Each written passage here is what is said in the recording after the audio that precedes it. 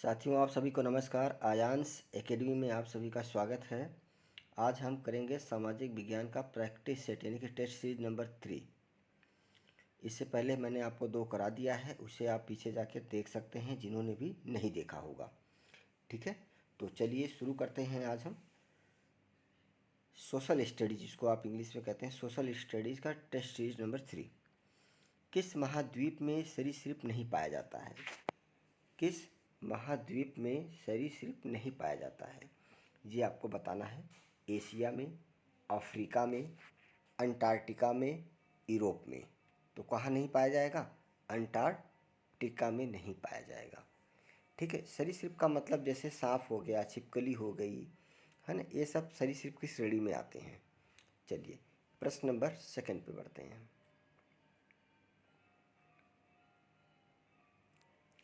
संसार की अधिकांश वर्षा निम्न में से किस रूप में होती है? संसार की अधिकांश मतलब पूरे दुनिया में अधिकतम वर्षा कौन सी होती है? संवहनी वर्षा होती है, पर्वतीय वर्षा होती है, मानसूनी वर्षा होती है, या इनमें से कोई वर्षा नहीं होती है? तो कौन सी वर्षा होती है? संवहनी वर्षा संपूर्ण संसार में अधिकतम होती है। ठीक है, प्रश्न नंबर 3 की तरफ बढ़ते हैं। प्रश्न नंबर 3 पे आ गए हैं। निम्नलिखित में से किस क्षेत्र में सालों भर वर्षा होती है? निम्नलिखित में से किस क्षेत्र में सालों भर वर्षा होती है? इससे पहले अभी एक रेणु केसरी हैं, रेणु केसरी कह रही थी कि सर क्वेश्चन नहीं दिखा रहे हैं। तो ऐसा बिल्कुल भी नहीं है, बिना क्वेश्चन के हम ऑप्शन आपको कैसे दिखा सकते हैं? नहीं, क्वेश्चन उसके साथ साथ आपका ऑप्शन है। जो ऑप्शन करेक्ट होता है उसको आप लोग आंसर कीजिए, बाकी मैं आपको यहाँ पे बिल्कुल करेक्ट आंसर दे ही रहा हूँ। ठीक है, तो निम्नलिखित में से किस क्षेत्र में सालों भर वर्षा होती है? मानसूनी, भूमध्य रेखीय, टुंड्रा, या इनमें से कोई नहीं? तो तीसरे का क्या हो जाएगा? भूमध्य रेखीय पर सालों भर वर्षा होती है। इसका तात्पर्य यह है कि 12 महीने वर्षा होती रहती है। ठीक है, 12 महीने का मतलब ये नहीं कि प्रत्येक दिन होती है। महीने में 2-4 दिन, 10 दिन, 15 दिन हो गया तो महीने का काउंट किया जाता है। विश्व में मैदान का सर्वाधिक विस्तार किस महाद्वीप में है? अफ्रीका, उत्तरी अमेरिका, एशिया, यूरोप। तो पूरे विश्व की अगर हम बात करें तो सबसे ज़्यादा सर्वाधिक जो मैदान है वो यूरोप में है। ठीक है, वहाँ पे रेगिस्तान नहीं पाए जाते। अफ्रीका में पाया जाता है, एशिया में भी पाया जाता है, और आपका अमेरिका में भी पाया जाता है। किस महाद्वीप को पठारी महाद्वीप कहते हैं? किस महाद्वीप को पठारी महाद्वीप कहते हैं? Asia, Europe, Africa, Australia. प्रश्न नंबर 5। तो क्या हो जाएगा? अफ्रीका हो जाएगा इसका आंसर। क्या होगा इसका? अफ्रीका होगा। तो आप लोग मेरे से पहले जवाब दे दिया कीजिए, तो मुझे भी थोड़ा सा अच्छा लगेगा कि हाँ आप लोग इंटरेस्ट ले रहे हैं, है कि नहीं? बाकी ये है कि आप लोग अपना फीडबैक ज़रूर दें, कैसा लग रहा है आप लोगों को। भारत एवं श्रीलंका के मध्य विवाद किस द्वीप को लेकर है? अभी हम कल कर रहे थे इस प्रश्न को, आई थिंक आज ही ईवीएस का कर रहे थे, शायद उसमें दिया है, उसमें जो है कि ये क्वेश्चन आपको देखने को मिला था। तो कौन सा है? डेल्फ्ट द्वीप, कच्चा टीपू द्वीप, पंबन द्वीप। तो कौन सा हो जाएगा प्रश्न नंबर 6 का? कच्चा तीवी द्वीप हो जाएगा इसका आंसर। क्या होगा? कच्चा तीवी द्वीप हो जाएगा। निम्नलिखित में से कौन घुली हुई चट्टानों के निपेक्षित होने से बना है? निम्नलिखित में से कौन घुली हुई चट्टानों के निक्षेपित होने से बना है? स्ले स्ले स्टेलेगामाइट, लेफिस, डोलाइन, युवाल। प्रश्न नंबर 7 का जवाब दीजिए आप लोग जल्दी से। तो क्या हो जाएगा? स्टेलेगामाइट हो जाएगा इसका आंसर। क्या हो जाएगा? स्टेलेगामाइट हो जाएगा। बहुत बढ़िया, बहुत बढ़िया। आरती के अलावा कोई आंसर ही नहीं करता है, पता नहीं, सब मुझे लग रहा है कि सब देखते रहते हैं बस, या नोट करते रहते हैं। भाई ये वीडियो आफ्टर लाइव के बाद इसे पब्लिश कर दिया जाएगा। आप जितनी बार चाहें यूट्यूब पर जाकर उतनी बार देख सकते हैं, और इसको मैं डिलीट नहीं करूँगा, आप लोग निश्चिंत रहिए। न तो इसको प्राइवेट करूँगा, न तो इसे मैं डिलीट करूँगा। ठीक है, तो कभी भी आप विजिट करके चैनल पर जाके देख सकते हैं, और जिनका पीछे का रह गया है वो सभी लोग जाके पीछे की सारी टेस्ट सीरीज देख सकते हैं।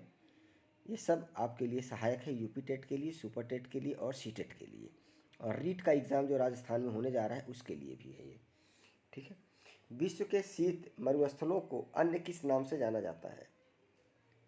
विश्व के शीत मरुस्थलों को अन्य किस नाम से जाना जाता है? Taiga, steppe, tundra, prairie. प्रश्न नंबर 8 का। तो किसके नाम से जाना जाता है? टुंड्रा के नाम से जाना जाता है। दस्त-ए-काबिर मरुस्थल निम्न में से किस देश में स्थित है? सऊदी अरब, सूडान, जॉर्डन, ईरान। सऊदी अरब, सूडान, जॉर्डन, ईरान। प्रश्न नंबर 9 का। तो कहाँ पे है? ईरान में है। पोर्ट ब्लेयर कहाँ स्थित है? पोर्ट ब्लेयर आपको पता है भारत में स्थित है। दक्षिणी अंडमान में, छोटा अंडमान में, मध्य अंडमान में या उत्तरी अंडमान में? तो कहाँ पे है? दक्षिणी अंडमान में स्थित है। प्रश्न नंबर 11। निम्नलिखित में से किस महासागर की प्रमुख विशेषता प्रवाल भित्ति है? अटलांटिक महासागर, प्रशांत महासागर, हिंद महासागर, इनमें से कोई नहीं। जवाब दीजिए आप लोग, मैं वेट कर रहा हूँ। कौन सा हो जाएगा इसका आंसर? प्रशांत महासागर हो जाएगा। गुड, बहुत बढ़िया, बहुत बढ़िया, बहुत बढ़िया। किस सागर का तट नहीं है?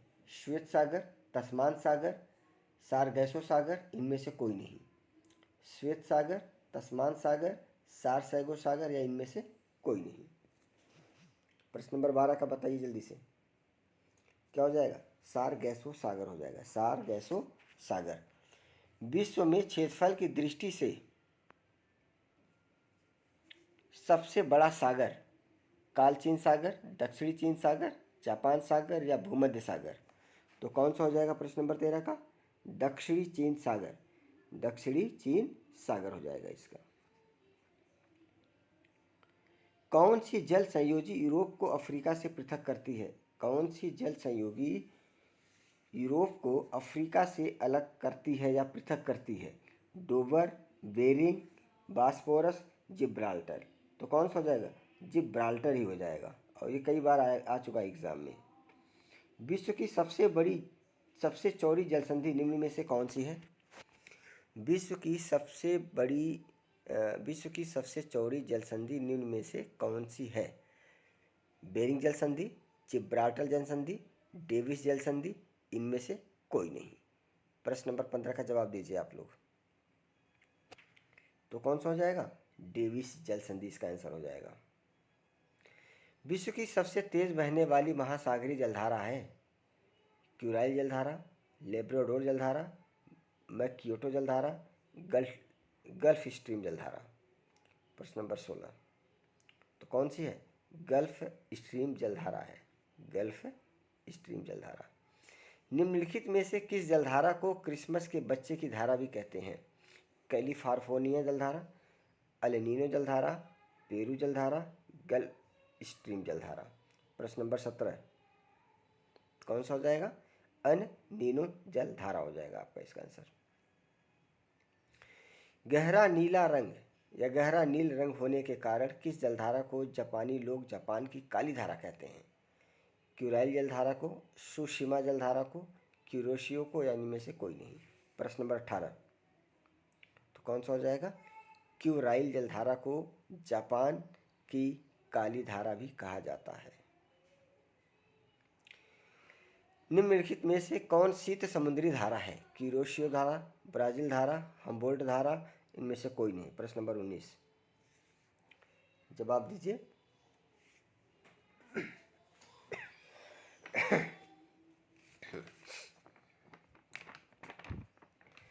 तो हम्बोल्ट जलधारा हो जाएगा। गुड, बहुत बढ़िया। सागरी जलधारा में सर्वाधिक मात्रा में पाया जाने वाला लवण है? तो आप लोग जानते हैं समुद्र में कौन सा पाया जाता है लवण? तो कौन सा हो जाएगा इसमें से? Magnesium sulphate, sodium chloride, calcium sulphate, calcium chloride. तो कौन सा हो जाएगा? सोडियम क्लोराइड हो जाएगा। मास्को, एक मिनट, निम्नलिखित में से किसे 5 सागरों का पत्तन कहा जाता है? 5 सागरों का पत्तन कहने का मतलब आप पहुंच गए तो वहाँ 5 सागरों में आप जाके पहुंच सकते हैं। एक तरीके से चौराहा जैसे होता है उस तरीके से। मास्को, व्लादिवोस्टोक, मरमक्स या लेनिनग्राड। प्रश्न नंबर 21 का। तो क्या कहा जाता है? मास्को को कहा जाता है। यूरोप का सर्वाधिक महत्वपूर्ण बंदरगाह रॉटरडैम किस देश में स्थित है? Belgium, Germany, Netherlands, France. Belgium, Germany, Netherlands, France. मैं बार बार प्रश्न को रिपीट करता हूँ तो आप लोग जवाब दीजिए। क्या हो जाएगा? नीदरलैंड हो जाएगा इसका आंसर। निम्नलिखित में कौन टोक्यो का बंदरगाह है? निम्नलिखित में से कौन टोक्यो का बंदरगाह है? कोबो, याकोहामा, ओसाका, नागोया। तो कौन सा है? याकोहामा टोक्यो का बंदरगाह है। इस समय ओलंपिक का खेल चल रहा है टोक्यो में, आप लोग देख रहे होंगे। कल मैरी कॉम एक तरीके से गलत डिसीजन का शिकार हुई और ओलंपिक से उनका सफ़र समाप्त हुआ। और इसके पहले मीना चारगानो ने भी रजत पदक जीता, जिसको बाद में स्वर्ण पदक में यानी कि गोल्ड मेडल में इसको कन्वर्ट कर दिया गया है। और आज के मैच में पीवी सिंधु ने सेमीफाइनल में जगह बना ली है। आप लोगों ने देखा होगा, अगर नहीं देखा होगा तो देख लीजिए, क्योंकि आप सभी लोग क्या होने जा रहे हैं? भविष्य के शिक्षक बनने जा रहे हैं। तो आपको सभी चीज़ों से अपडेट रहना बहुत ज़रूरी है, ठीक है? क्योंकि जब आप टीवी में देखोगे ना समाचार, और जो ओलंपिक खेल चल रहे हैं उनको तो आप ज़रूर देखिए।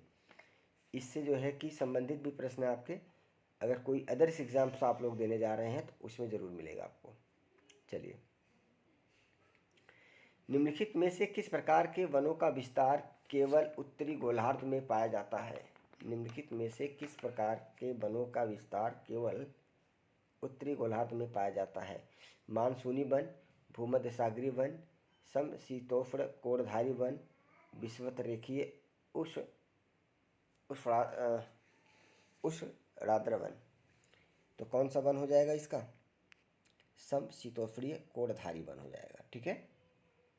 बहुत बढ़िया। देखिए, जवाब देते रहेंगे तो मेरा भी थोड़ा सा उत्साहवर्धन होता रहेगा, तो मुझे भी लगेगा कि हाँ चलो, हम एक कमरे में बैठ के अकेले आप लोगों को पढ़ा रहे हैं, क्योंकि यहाँ मेरे आसपास कोई नहीं है।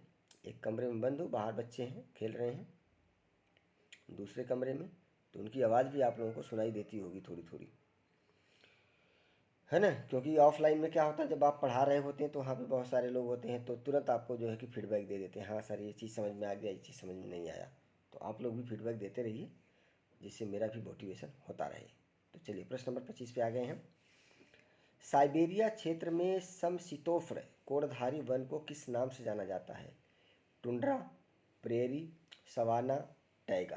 प्रश्न नंबर 25। तो कौन सा हो जाएगा? टैगा हो जाएगा इसका। शंकुधारी वन कहाँ पाए जाते हैं? अब आर्कटिक क्षेत्र में, ध्रुवीय क्षेत्र में, शीतोष्ण क्षेत्र में, इनमें से कोई नहीं। प्रश्न नंबर 26। तो कहाँ पे होंगे? शीतोष्ण क्षेत्र में पाए जाते हैं। डेलबर्जिया जाति निम्नलिखित में से किस एक से संबंधित है? कॉफ़ी, शीशम, चाय, काजू। तो शीशम का पेड़ आप लोग जानते होंगे, शीशम के पेड़ के लोग आजकल दरवाजे बनवाते हैं, आपने देखा होगा। चाय आप लोग पीते ही हैं, काजू भी आप लोग खाते ही हैं, कॉफ़ी भी आप लोग पीते ही हैं। तो लगभग इन सभी नामों से आप क्या है? परिचित हैं। लेकिन आपको ये बताना है कि डेलबर्जिया जाति निम्नलिखित में से किस एक से संबंधित है? किसी एक से संबंधित है इनमें से। प्रश्न नंबर 27। तो किससे संबंधित है? शीशम के पेड़ से संबंधित है, ठीक है? किससे? शीशम से। भूमध्य रेखा के निकट किस तरह के वन पाए जाते हैं? उष्णकटिबंधीय वन, पतझड़ी वन, शंकुधारी वन, घास स्थल वन। घास स्थल वन। तो कौन सा हो जाएगा? प्रश्न नंबर 28 का उष्णकटिबंधीय वन हो जाएगा इसका। 29। किस क्षेत्र को चारागाह का बेल्ट कहा जाता है? किस क्षेत्र को चारागाह का बेल्ट कहा जाता है? कनाडा, दक्षिण अफ्रीका, आयरलैंड, ब्राज़ील। प्रश्न नंबर 29 का तो कौन सा हो जाएगा? दक्षिण अफ्रीका ही हो जाएगा इसका आंसर। निम्नलिखित में से कौन उष्णकटिबंधीय घास भूमि है? Weld, prairie, llanos, steppe. प्रश्न नंबर 30। तो कौन सा हो जाएगा? लानोज हो जाएगा, llanos.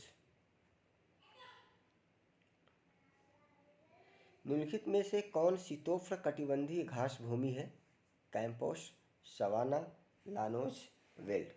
Campos, savanna, llanos, veld. प्रश्न नंबर 31, तो क्या हो जाएगा इसका? वेल्ड हो जाएगा। कनाडा के मध्य आकांक्षीय घास के मैदान कहलाते हैं प्रेरी, पंपास, डाउन्स, स्टेपी। तो क्या कहलाते हैं? प्रेरी कहलाते हैं। क्या कहलाते हैं? प्रेरी कहलाते हैं। आगे चलते हैं प्रश्न नंबर 33 पे। किस प्राकृतिक प्रदेश में मौसमी वर्षा होती है मुख्यतः गर्मी के अंत में? प्रेरी प्रदेश में, मानसूनी प्रदेश में, भूमध्य सागरीय में या विषुवतीय प्रदेश में? प्रश्न नंबर 33 का जवाब दीजिए आप लोग। तो मानसूनी प्रदेश में होता है। किस प्राकृतिक प्रदेश को विकास का प्रदेश कहा जाता है?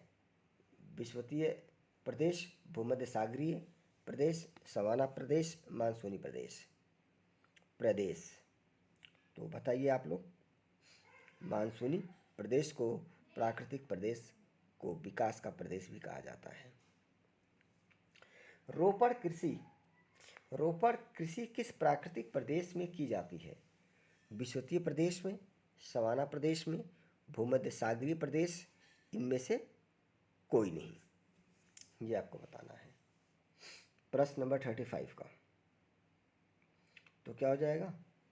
विषुवतीय प्रदेश हो जाएगा आपका। इसका आंसर क्या हो जाएगा? विषुवतीय प्रदेश हो जाएगा। 36 पे आ गए हैं। मानसूनी प्रदेश के अधिकांश निवासियों के जीवन का मुख्य आधार है उद्योग, पशुपालन, कृषि, खनिज उत्खनन। प्रश्न नंबर 36 का क्या होगा? कृषि हो जाएगा इसका आंसर। किस प्राकृतिक प्रदेश में गर्मी की ऋतु में सूर्य कभी अस्त नहीं होता? सवाना प्रदेश, भूमध्य सागरीय प्रदेश, टैगा प्रदेश, टुंड्रा प्रदेश। प्रश्न नंबर 37 कौन सा हो जाएगा? टुंड्रा प्रदेश। किस प्राकृतिक प्रदेश को शीत मरुस्थल कहा जाता है? सवाना प्रदेश को, टुंड्रा प्रदेश को, भूमध्य सागरीय प्रदेश को, टैगा प्रदेश को। ये सारे जो प्रदेश आप देख रहे हैं ना, ये बड़े इंपॉर्टेंट हैं। इसको नोट डाउन कर लेना और अपने डाउट्स जो है कि क्लियर कर लेना खुद से भी। और देन आपको डिटेल में जब ज्योग्राफी यहाँ पे पढ़ाई जाएगी हमारे चैनल पे, तो आप उसके बारे में और अच्छे से जान पाएंगे और समझ पाएंगे। तो टुंड्रा प्रदेश को कहा जाता है शीत मरुस्थल प्रदेश। कौन सा प्राकृतिक प्रदेश सालों भर हिमाच्छादित रहता है? हिमाच्छादित का मतलब आप समझते हैं कि इनकी बर्फ जमी रहती है एक तरीके से। सवाना प्रदेश, भूमध्य सागरीय प्रदेश, टुंड्रा प्रदेश एंड टैगा प्रदेश। प्रश्न नंबर 39, तो कौन सा होगा? टुंड्रा। और जिसे अगर लगता हो कि ये प्रश्न कठिन लग रहे हैं, उसको जो है कि इनको 2-3 बार 3-4 बार इस वीडियो को देख लेगा, उसको आसान लगेंगे। देन आप सीटेट का पेपर उठा के देख लेना जाके, और उसके बाद केंद्रीय विद्यालय के जो प्राथमिक की भर्ती हुई थी उसका पेपर उठा के देख लेना, उसमें भी आए हुए हैं प्रश्न इसके। ठीक है। उसके बाद जो भी आपके अलग अलग एग्ज़ाम्स होते रहते हैं उससे भी रिलेटेड है ये। मेन जो आपका मैं यहाँ पे कहते हैं ना कि एक सेंटर में जिसको मैं रखकर यहाँ पे आप लोगों को ये टेस्ट सीरीज़ करा रहा हूँ, सेंटर में टोटली अगर देखा जाए तो यूपी टेट, सी टेट और सुपर टेट आपको, और जो राजस्थान में रीट का एग्ज़ाम होने जा रहा है, इन सभी पेपरों को सेंटर में रखकर ये टेस्ट सीरीज़ बनाई गई है। उसी हिसाब से आप सभी को कराया जा रहा है। तो जितने भी अभ्यर्थी हैं यूपी टेट के लिए हैं तो उनके लिए तो देखिए बेनिफिशियल सबसे ज़्यादा है, सुपर टेट के लिए भी सबसे ज़्यादा बेनिफिशियल है। ठीक है। तो आप लोग मेहनत करते रहिए और मैं इसी तरीके से बेहतरीन से भी बेहतरीन टेस्ट सीरीज बनाकर आप लोगों के सामने आप लोगों को कराता रहूँगा। ठीक है। चलिए, बाकी डिटेल में भी क्लासेस आपको मिलेंगे। टीजीटी का एग्ज़ाम हो जाने दीजिए, सभी लोग अभी टीजीटी में व्यस्त हैं। इस बार को मैं हमेशा बोल रहा हूँ इस बात को, जब भी मैं आप लोगों से लाइव बात करता हूँ तो बोल ज़रूर देता हूँ, क्योंकि जो सही है वही बोल रहा हूँ आपको। और बाकी देखिए, आप सभी लोग जानते हैं कि आपका कौन सा हिस्सा ज़्यादा कमज़ोर है, मतलब एजुकेशन में, कि आपका सामाजिक विज्ञान अच्छा है या आपकी गणित अच्छी है या आपका साइकोलॉजी अच्छा है, या कौन सा सबसे ज़्यादा कमज़ोर आपका सब्जेक्ट है, उसको आपसे बढ़िया शायद कोई नहीं जानता होगा। ठीक है। तो मुझे आप लोग व्हाट्सएप कर देना कि ये वाला सब्जेक्ट मेरा बहुत ज़्यादा कमज़ोर है, तो उस पर हम डीप से मेहनत करके आपको बिल्कुल जीरो से हीरो बनाने की कोशिश ज़रूर करेंगे हम। और हीरो बना के छोड़ेंगे, विश्वास कीजिए इस बात का। तो चलिए प्रश्न नंबर 40 पे आ गए हैं। पेंगुइन पक्षी किस प्राकृतिक प्रदेश में पाए जाते हैं? इससे संबंधित अभी किसी हाल ही की परीक्षा में आया था प्रश्न, ये उत्तराखंड का कोई पेपर था उसमें आया था ये। मुझे याद नहीं आ रहा है पेपर का नाम, बट आया था। टुंड्रा प्रदेश में पाए जाते हैं। टुंड्रा प्रदेश बहुत इंपॉर्टेंट है। भारत में प्रथम रेलवे लाइन कब बिछाई गई? वेरी वेरी मोस्ट इंपॉर्टेंट प्रश्न है। 1853, 1835, 1851, 1854। तो कब बिछाई गई थी? 1853 में बिछाई गई थी। ये हमारे यहाँ जो अंग्रेज शासन कर रहे थे देश पे, तो उनका बड़ा योगदान रहा इस मामले में। विदेश में सबसे लंबा रेलवे प्लेटफार्म कहाँ पे है? Moscow, Gorakhpur, New York, Toronto. प्रश्न नंबर 42 का। तो पूरे भारत में भी और पूरे दुनिया में सबसे लंबा जो प्लेटफार्म है, हमारे जो चीफ मिनिस्टर हैं योगी आदित्यनाथ, आप लोग देख ही रहे हैं इस समय वो चीफ मिनिस्टर हैं उत्तर प्रदेश के पिछले 5 साल से। वो जहाँ से आते हैं, जहाँ उनका मठ है, कहाँ मठ है उनका? गोरखपुर। तो सबसे लंबा प्लेटफार्म गोरखपुर ही है। विश्व का सबसे लंबा रेल मार्ग कौन सा है? ब्यूनस आयर्स, वालपैरासो, लेनिन से वोल्गोग्राड, लेनिनग्राड से व्लादिवोस्टोक, या केप टाउन से काहिरा। प्रश्न नंबर 43। तो केप टाउन से काहिरा है ये। केप टाउन कहाँ पड़ता है? अफ्रीका में पड़ता है। हावड़ा से हुगली में प्रथम मध्य रेल कब चली? हावड़ा से हुगली बार बार पूछा गया है, इस बात का ध्यान रखना आप। 1 अप्रैल 1951। तो आपको पता ही है कि अपने भारत में रेल 1853 में बिछाई गई, तो 51 में चली नहीं सकती है कि नहीं भाई? 53 में तो ट्रेन बिछाई गई थी, 53 में तो चलेगी नहीं। या 53 में भी चलाई जा सकती है, या तो 56 में या तो 54 में। तो अब आप देख लीजिए क्या आप लोग अपने हिसाब से बताएंगे। 16 अगस्त 1856 को हावड़ा से हुगली प्रथम रेलगाड़ी चलाई गई थी भारत में, ठीक है। निम्नलिखित में से कौन सा एक कृत्रिम पोताश्रय है? कोच्चि, कोलकाता, चेन्नई, कांडला।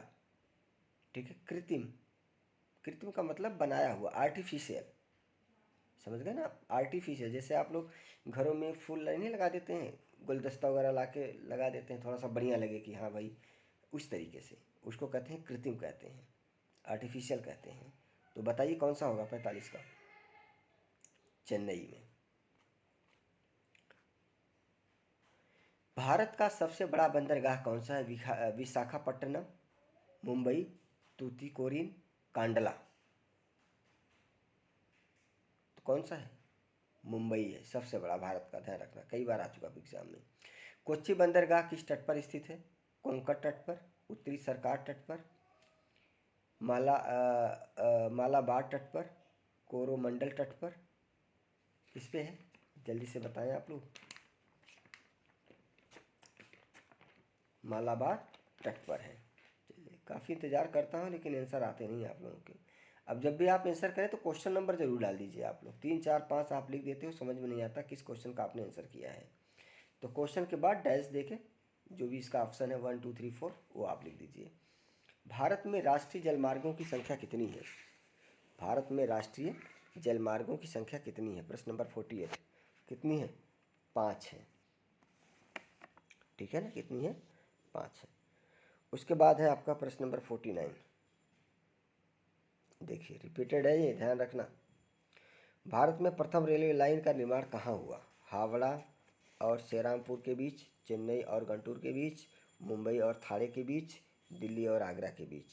तो कहाँ पे हो सकता है? मुंबई और थाने के बीच में प्रथम रेलवे लाइन का निर्माण हुआ था। भारतीय रेलवे कितने जोन में विभाजित है? 6 जोन में, 9 जोन में, 15 जोन में, कितने जोन में है? 17 जोन में है। भारतीय रेलवे एक एशिया में कौन सा स्थान है? प्रथम, द्वितीय, तृतीय, चतुर्थ। 51 का कौन सा हो जाएगा? प्रथम। रेलवे के बारे में हमने क्वेश्चन दिया था तो बहुत सारे बना दिए उन्होंने, लेकिन आप लोग ध्यान रखना इस बात का कि सभी प्रश्न इम्पोर्टेंट है। ये मत देखना कि हम सीटेट का एग्ज़ाम देने जा रहे हैं तो रेलवे का काम क्या है यहाँ पे, ऐसा कुछ नहीं है। सामाजिक विज्ञान का मतलब यह है कि उससे संबंधित कोई भी प्रश्न आपसे पूछा जा सकता है, ठीक है ना? तो भारतीय रेलवे का विश्व में कौन सा स्थान है? प्रथम, द्वितीय, तृतीय एंड चतुर्थ। 52 का तो द्वितीय स्थान है। कोझिकोड बंदरगाह कहाँ स्थित है? उड़ीसा, केरल, आंध्र प्रदेश, तमिलनाडु। 53 का कहाँ पे है? केरल में है। विश्व की 80% से अधिक जनसंख्या निवास करती है उत्तरी अमेरिका व एशिया में, एशिया व यूरोप में, एशिया व दक्षिण अफ्रीका में, एशिया व अफ्रीका में। 80% की बात की गई यहाँ पे, तो एशिया व अफ्रीका में। भारत में मुंडा जनजाति किस क्षेत्र में निवास करती है? दुर्ग, कुल्लू, छोटा नागपुर, बस्तर। प्रश्न नंबर 55 का क्या हो जाएगा? छोटा नागपुर। छोटा नागपुर झारखंड में है। निम्नलिखित में से किस आदिवासी समाज को खेल में विभाजित किया गया? संथाल को, भील को, गौंड को, अहोम को। किसको? अहोम को। निम्न में से कौन से जुड़वा नगर हैं? जुड़वा नगर दिल्ली तथा फरीदाबाद, हैदराबाद, सिकंदराबाद, मुंबई तथा पुणे, बेंगलुरु तथा मैसूर। तो कौन सा हो जाएगा? हैदराबाद और सिकंदराबाद, ये जुड़वा नगर हैं। असम के काजीरंगा नेशनल पार्क का आकर्षण कौन सा प्राणी है? गैंडा, शेर, बाघ, भालू। काजीरंगा के बारे में जरूर से जरूर प्रश्न पूछा जाता है, इस बात का जरूर से ध्यान रखना आप लोग। तो कौन सा हो जाएगा? गैंडा के लिए बनाया गया है ये। किस जनगणना के बाद यह पता चला कि भारत की जनसंख्या तेजी से बढ़ रही है? वर्ष 1921, वर्ष 1941, 1951, 1981। प्रश्न नंबर 59 का 1951 के बाद जब जनगणना की गई तो पता लगा कि भारत की जनसंख्या बहुत तेजी से बढ़ रही है। भारत का सबसे ऊंचाई पर स्थित नागरिक हवाई अड्डा, नागरिक का मतलब हम सभी लोगों के लिए है ना, समझ रहे हैं नहीं बात को? शिमला, लेह, श्रीनगर, गुवाहाटी। तो कहाँ पे है? जो लोग गए होंगे लद्दाख घूमने उन्हें पता होगा कहाँ पे है, लेह।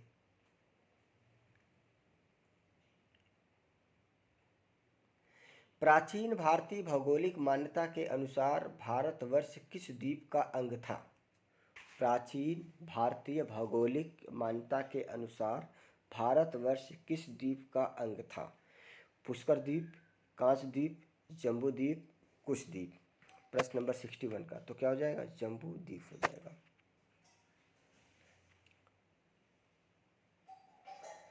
सर्वप्रथम इंडिया शब्द का प्रयोग भारत के लिए किस भाषा में किया गया? ग्रीक, यूनानी, उर्दू, फारसी, अरबी। 62 का क्या हो जाएगा? ग्रीक यूनानी हो जाएगा। आप सबको मैं एक बात यहाँ पे और बता देना चाहता हूँ, सुबह 10 बजे से मैं लगातार क्लासेस ले रहा हूँ। एकदम समझ लीजिए कि गला बैठ सा गया है, एकदम थक सा भी गया हूँ मैं। तो इसलिए आज हम आपको, आज क्या मतलब जब तक टीजीटी के पेपर नहीं हो जाते अभ्यर्थियों के, क्योंकि मुझे थोड़ा सा वो जो हमारे स्टूडेंट हैं टीजीटी वाले, उन पे मुझे थोड़ा सा फोकस ज़्यादा करना पड़ रहा है। तो उनको मैं डेली कम से कम 5 घंटे 6 घंटे दे रहा हूँ। ठीक है, तो आप लोगों को 7-8 तारीख तक केवल 2 टेस्ट सीरीज मिलेंगी। ठीक है, क्रमानुसार मिलती रहेंगी। एक तो हिंदी, आपका सामाजिक विज्ञान, साइकोलॉजी एंड पर्यावरण। ठीक है, इनके आपको मिलते रहेंगे। बाकी आपका साइंस का बचता है, और उसके बाद आपका बचता है अंग्रेजी का, उसके बाद आपका बचता है मैथ का। तो ये 3 हैं।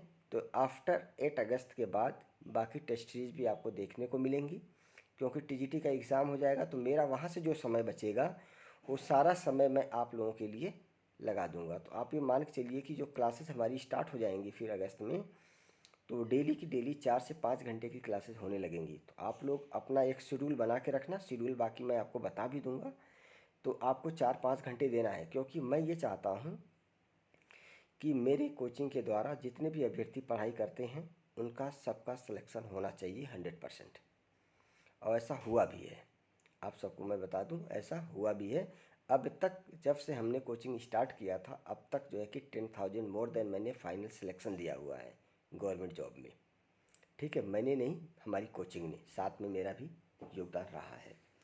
तो मेरी पूरी कोशिश है आप सबको बेहतरीन से बेहतरीन क्वालिटी देने का, बेहतरीन कंटेंट देने का, एक एक टॉपिक को अच्छे से क्लियर करके चलने का, जिससे कि आप लोगों को कोई भी डाउट न हो और कहीं भी इधर उधर आपको भटकना ना पड़े।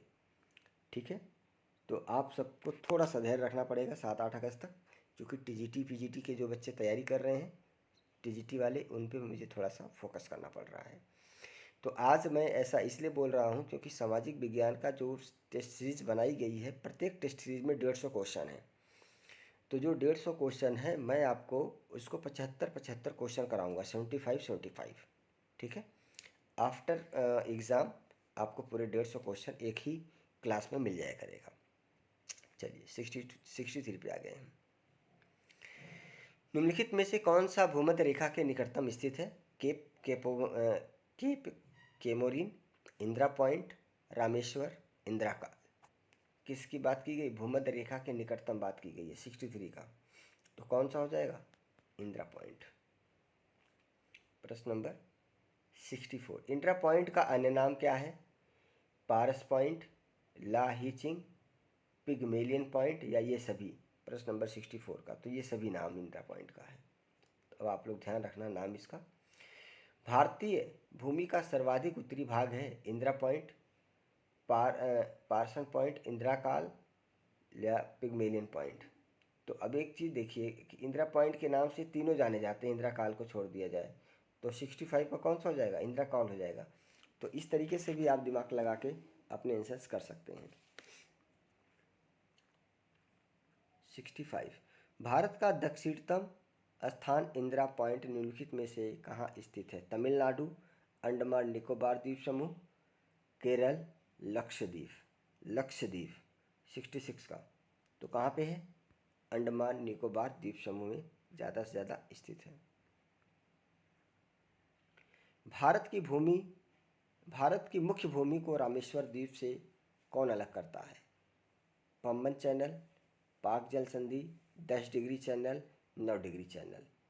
तो कौन अलग करेगा? 67 का, पंबन चैनल अलग करता है। आदम का पुल निम्नलिखित में से किन दो देशों के मध्य स्थित है? भारत एवं पाकिस्तान, भारत बांग्लादेश, भारत श्रीलंका, भारत म्यांमार। प्रश्न नंबर 68 का, तो क्या हो जाएगा? भारत और श्रीलंका के बीच यानी कि मध्य स्थित है। द्वीपों सहित भारत के तट रेखा की लंबाई कितनी है? 6100 किलोमीटर, 6200 किलोमीटर, 8000 किलोमीटर, 7516.5 किलोमीटर। तो जल्दी से बताएं आप लोग कौन सा हो जाएगा इसमें से? तो इसका यही होगा 7516.5 किलोमीटर। भारत की उत्तर से दक्षिण तक लंबाई कितनी है भारत की?